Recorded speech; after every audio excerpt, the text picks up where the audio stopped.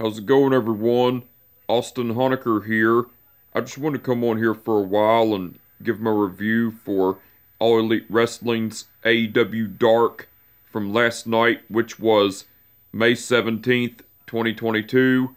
I gotta say, it was awesome from start to finish. For the matches, match 1, it was Max Caster versus Tyler Uriah.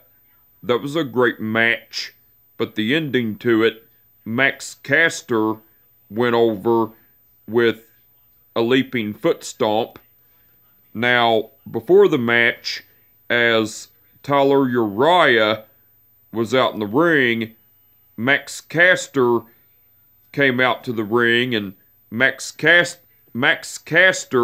done a rap on Tyler Uriah, and since Anthony Bowens wasn't in attendance, Max Caster went up to a fan and had him say Anthony Bowens' signature line, but instead Max Caster said Universal Studios, and the fans said the Acclaimed have arrived and everything. That was cool. That was before the match, by the way. Match 2, it was Marina Shafir versus Lana Lennox. That was a great match, but the ending to it, Marina Shafir went over with the Triangle Sleeper. That was match 2, by the way. Match 3, it was Bear Country, which are Bear Bronson and Bear Boulder, versus the Workhorsemen, which are J.D. Drake and Anthony Henry. That was a great match, but the ending to it, Bear Country went over cause Bear Bronson pinned Anthony Henry with the Bear Bomb from Bear Boulder and Bear Bronson. Match 4, it was Emi Sakura versus Devlin Macabre. That was a great match. Wait a minute. Match 4, it was Emi Sakura versus Devlin Macabre. That was a great match, but the ending to it, Emi Sakura went over with the Queen's Gambit. That was match 4, by the way. Match 5, it was the Andrade Family Office, which are Angelico and Jora Joel, versus Baron Black and Anthony Katina. That was a great match, but the ending to it, the Andrade Family Office went over because Angelico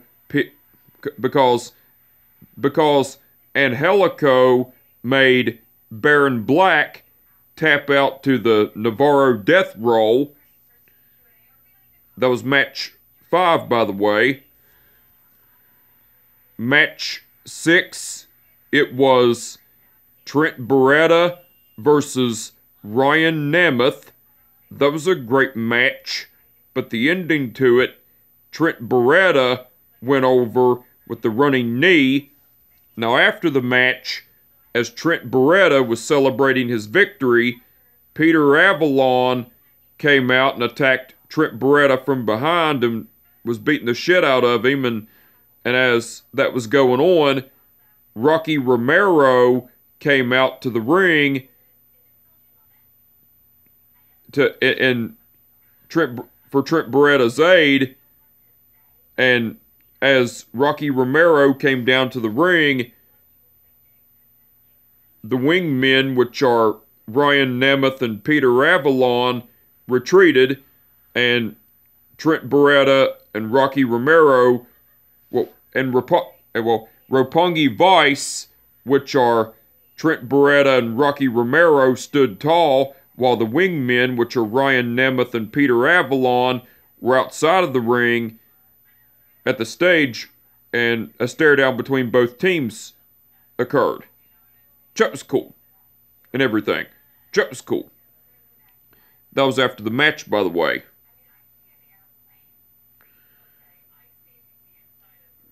Okay.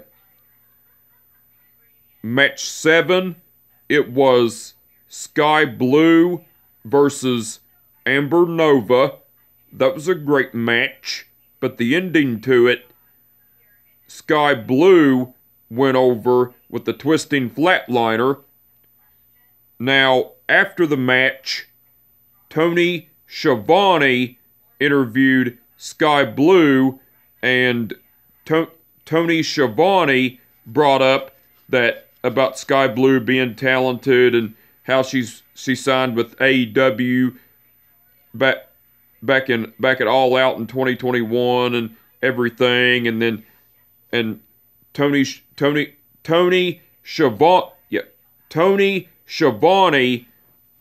even asked Sky Blue what's in store for her now in AEW, and Sky Blue was saying, not 9 months ago today, I signed my contract with AEW. And I have grown so much since then. And in my future with AEW, big things are coming. And everything. That was cool. That was after the match, by the way. Match 8, that was match 7. That was match 7, by the way. Match 8, it was the New Japan Pro Wrestling LA Dojo, which are Alex Coughlin, Clark Connors, Carl Fredericks, Yuya Uemura, and Kevin Knight versus The Factory, which are QT Marshall, Aaron Solo, Nick Comoroto, Brick Aldridge, and Blake Lee. That was a great match, but the ending to it, the New Japan Pro Wrestling LA Dojo went over cause Kevin Knight pinned Brick Aldridge with the electric chair dropkick combination from Alex Coughlin and Kevin Knight. That was match 8, by the way. Match 9, it was Wheeler Yuta versus Josh Woods for the Ring of Honor Pure title. That was a great match, but the ending to it, Wheeler Yuta went over and retained the Ring of Honor Pure title with a roll-up. Now, during the match, they had 3 judges just in case the match went to a time limit draw. And the judges were Jerry Lynn, Ace Steel, and BJ Whitmer. That was cool. But after the match,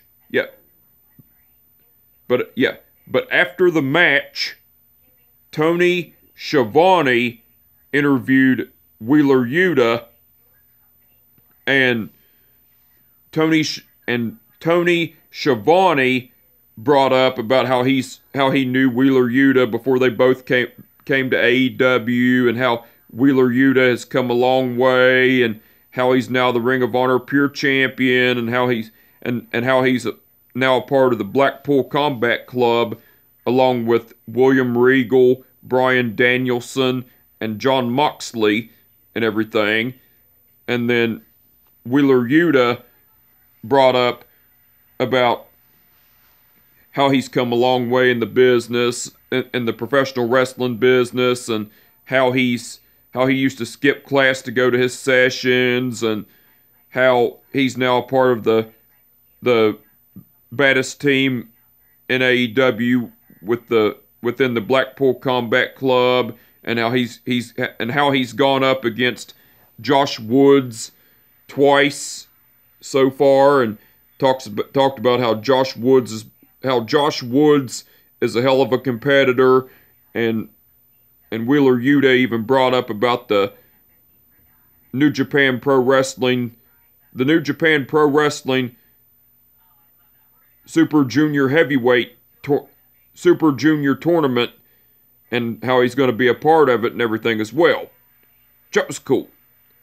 And that was after the match, by the way. And that was match 9, by the way. And match 10, which was the main event, it was Keith Lee and Swerve Strickland versus Chaos Project, which are Luther and Serpentico. That was a great match, but the ending to it, Keith Lee and Swerve Strickland went over cause Swerve Strickland pinned Serpentico with the Swerve Stomp sit-out powerbomb combination from Keith Lee and Swerve Strickland.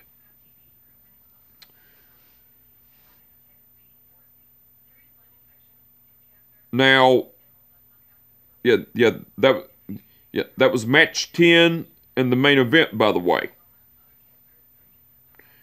Now, besides all that, Now, besides the matches, Lexi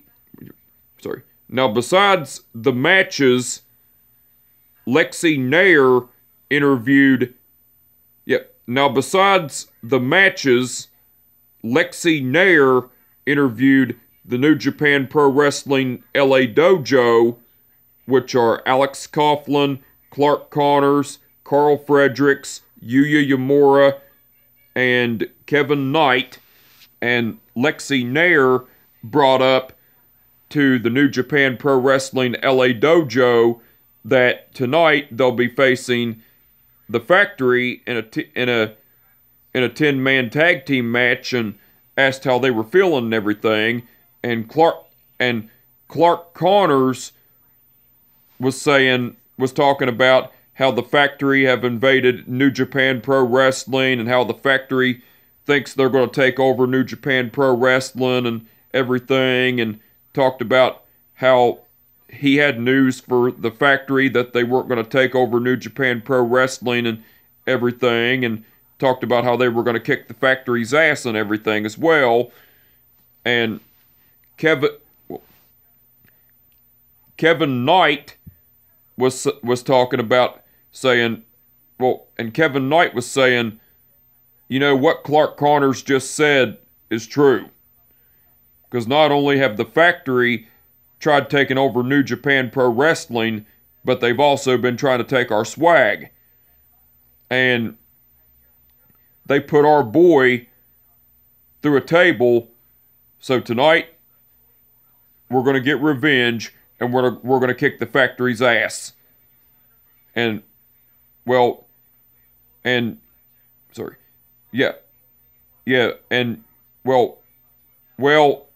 Yuya Uemura said something in Japanese, and Kevin Knight said, translation, it's over, and everything, which that was cool.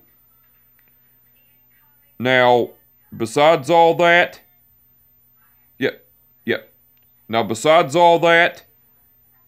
Taz and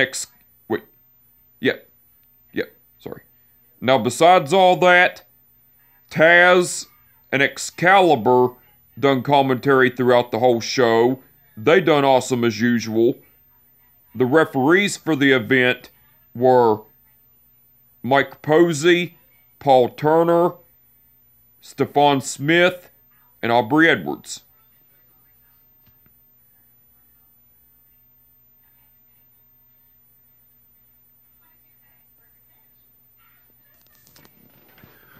Okay. Paul Turner refereed the match between Max Caster versus Tyler Uriah. Mike Posey refereed the match between Marina Shafir versus Lana Lennox.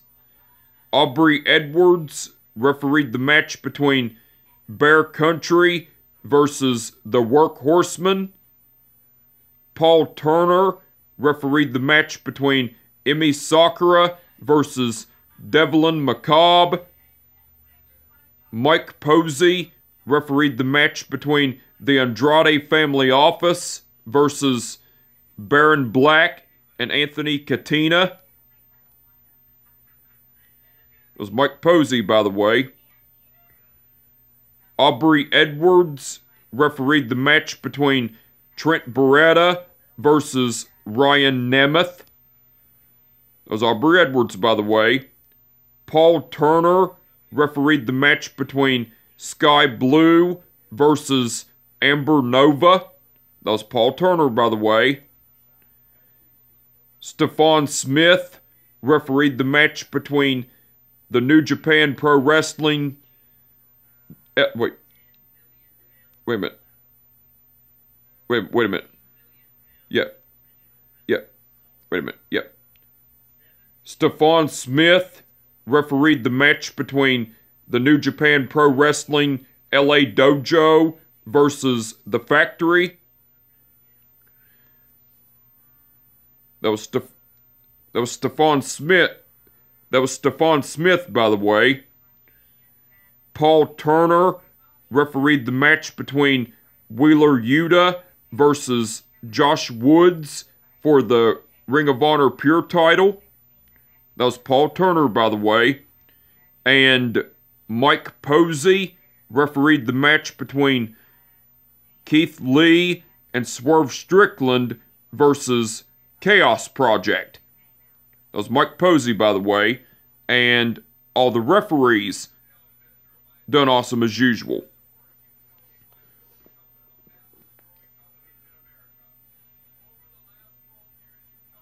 Now, the match card... Wait a minute. Sorry. Wait a minute. Yeah. And the match card for All Elite Wrestling's AEW Dynamite's special event, Wild Card Wednesday, for tonight, it's going to be Jeff Hardy versus Adam Cole in an Owen Hart Memorial Cup Tournament semifinal match in the men's division. Samoa Joe versus a mystery opponent in an Owen Hart Memorial Cup Tournament quarterfinal match in the men's division. Kyle O'Reilly versus Ray Phoenix in an Owen Hart Memorial Cup Tournament quarterfinal match in the men's division. Britt Baker versus a mystery opponent in an Owen Hart Memorial Cup Tournament quarterfinal match in the women's division. And Hangman Page versus Konosuke Takeshita. Those are the matches that have been announced. Now, besides the matches that have been announced, William Regal and Chris Jericho will be having a face-to-face confrontation, and Wardlow will have to take 10 lashes with a belt from MJF. So, the match card for All Elite Wrestling's AEW Dynamite's special event, Wild Card Wednesday, for tonight looks like it's going to be awesome. Can't wait to see it. I'm looking forward to it. But anyway, I just wanted to come on here for a while and give my review for All Elite Wrestling's AEW Dark from last night, which was May 17th, 2022. Like I said, it was awesome from start to finish. And with that being said, my name is Austin Honecker, and I will catch your ass down the road. Peace out.